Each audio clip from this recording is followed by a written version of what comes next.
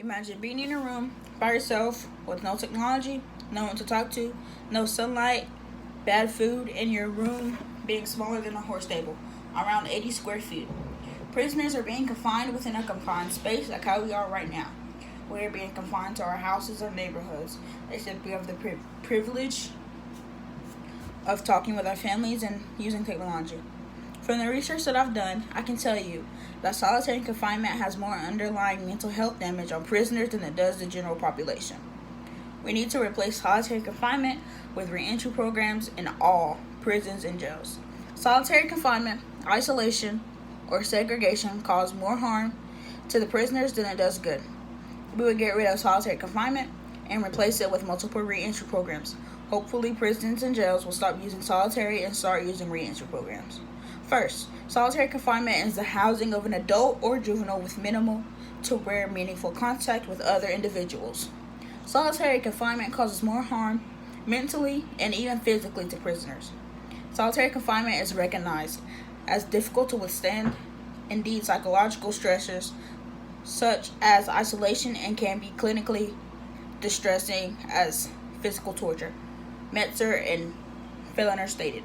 Multiple psychiatrists are against solitary confinement and state that solitary confinement is offering sufficiently systematic and precise evidence of the detrimental effects of the practice on inmates' mental health. The World Health Organization, also known as the WHO, United Nations, and other international bodies have recognized that solitary confinement is harmful to health. Indeed, Albert Woodfox was held in solitary confinement for more than 40 years in a Louisiana prison before being released in 2016. He wrote every day, "Will this be the day I'll lose my sanity and discipline? Will I start screaming and never stop?" The United Nations deemed that prolonged solitary confinement is a form of torture. Solitary confinement is obviously a harmful practice whether they did something wrong or not. Solitary causes mental health problems to prisoners which are irreversible. Torture of any kind is unacceptable whether you are Ted Bundy or El Chapo. People deserve basic human needs to be met. Now that we're aware of what solitary confinement is and how it affects prisoners mentally, let's discuss solutions to solitary confinement. We should limit time spent in isolation and use reentry programs instead. As people who have freedom and never have experienced extreme isolation like these prisoners, we should be sympathetic and try to limit the use of solitary confinement and introduce reentry programs. We could reduce the amount of time prisoners can serve in solitary. More jails and prisoners could create a new place in jail called the Special Management Unit, or the SMU, to house detainees who resort to violence and or break the rules, DART 2019 stated. Then they can spend time in an open room or yard with other prisoners. They will be under direct supervision by staff members who are trained in conflict de-escalation, resolution techniques, and with precaution in place to ensure safety. We could also reward positive behavior. We can make them lose their privileges, require extra duty, delay parole dates, etc.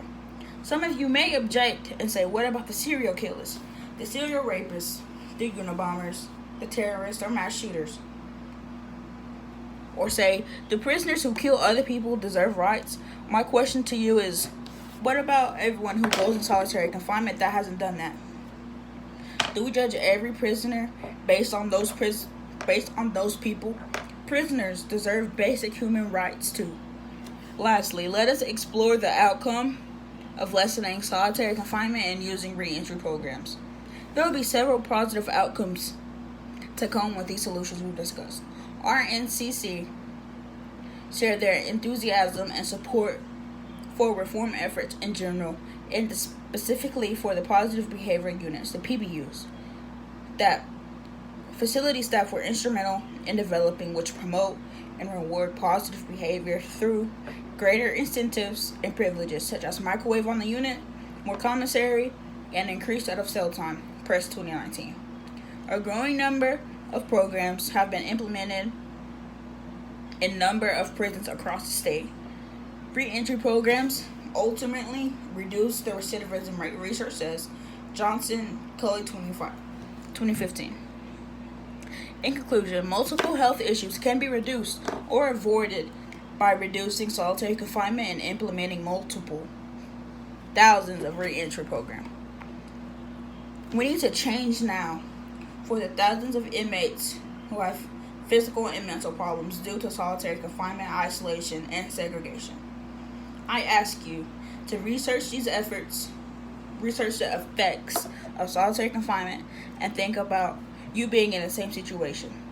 No matter who you are or what you do, everyone deserves basic human rights and needs to be met.